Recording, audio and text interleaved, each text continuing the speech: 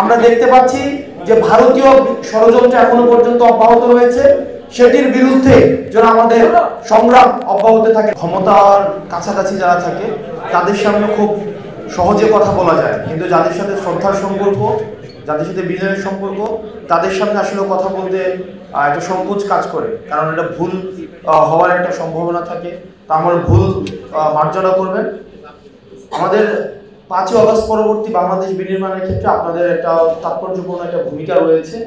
যেমন এই পুরো 1.5 দশক আপনারা যেভাবে অন্যায়ের বিরুদ্ধে, অত্যাচারের বিরুদ্ধে, নির্যাতনের বিরুদ্ধে যেভাবে আপনাদের অবস্থান অব্যাহত রেখেছেন, সেটি থেকে আমরা শিক্ষা নিয়েছি কিভাবে অন্যায়ের সামনে মাথা তুলে দাঁড়াতে হয়, দুনিয়াবি কোনো কিছুর বিনিময়ে নিজেকে দুনিয়ার ঊর্ধ্বে কিভাবে সামগ্রিক কল্যাণকে বেশি প্রাধান্য দিতে হয়, আখিরাতের কল্যাণকে বেশি প্রাধান্য দিতে হয়, এই বিষয়গুলো আমরা আপনাদের কাছ থেকে শিখেছি। আমরা আপনাদের কাছে অনুরোধ করব যে চলমান বিভিন্ন ধরনের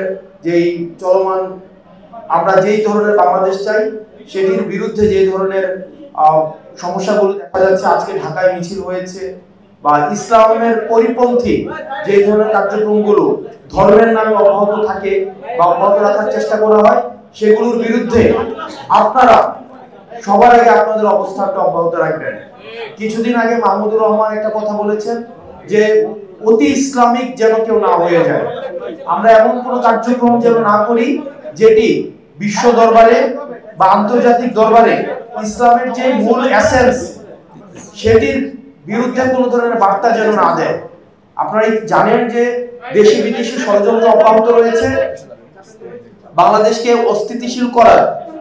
আমাদের দেশে বিভিন্নভাবে সাম্প্রদায়িক ট্যাগ দেওয়া হয়, কিন্তু আমরা সবসময় বলে আসছি আমরা হয়তো অসাম্প্রদায়িক দেশ নয়, কিন্তু আমাদের দেশে সাম্প্রদায়িক সম্প্রীতি রয়েছে, এবং আমাদের দেশে যে সাম্প্রদায়িক সম্প্রীতির যে সুন্দর বার্তাটি, আমরা সেটির উদাহরণ হতে পেরেছি 5ই আগস্টের পরে।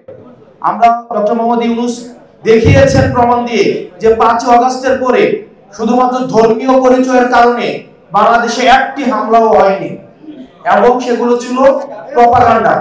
আমরা এই প্রপাগান্ডার বিরুদ্ধে আমাদের সরব অবস্থান রাখবে, এবং আমরা যদি কেউ ইসলামের মূল ধারার বাইরে যেন ইসলামের পরিচয় ব্যবহার করে যেন দেশে, আমরা দেখতে পাচ্ছি যে ভারতীয় ষড়যন্ত্র এখনো পর্যন্ত অব্যাহত রয়েছে, সেটির বিরুদ্ধে যেন আমাদের সংগ্রাম অব্যাহত থাকে।